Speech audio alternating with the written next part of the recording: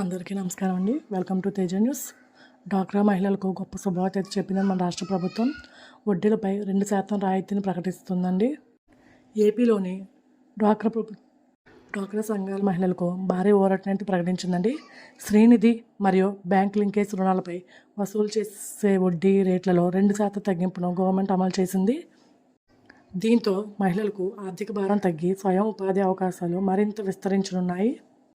ప్రస్తుతం శ్రీనిధి రుణాలపై 12% వడ్డీ, బ్యాంక్ లింకేజ్ రుణాలపై 13% వడ్డీ వసూలవుతుంది. అయితే ఇకపై ఈ యొక్క రుణాలపై వరుసగా 10% మరియు 13% వడ్డీ మాత్రమే చెల్లించాల్సి ఉంటుంది. పావలా వడ్డీ పథకం కింద గతంలో 3 లక్షల వరకు మాత్రమే తక్కువ వడ్డీ వర్తిస్తుంది. కానీ ఈ యొక్క రాష్ట్ర ప్రభుత్వం కొత్త నిర్ణయంతో ఎన్ని రూపాయల రుణం తీసుకున్నా కూడా 2% రాయితీ వర్తిస్తుంది. మన యొక్క రాష్ట్ర ప్రభుత్వం తీసుకున్న ఈ నిర్ణయం ద్వారా వేలాది డ్వాక్రా సంఘాల మహిళలకు పెద్ద ఊరటనైతే లభించనుంది.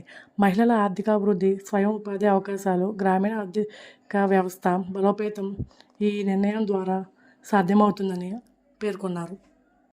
డ్వాక్రా మహిళలకు ఇది ఒక గొప్ప శుభవార్త అయితే చెప్పొచ్చండి.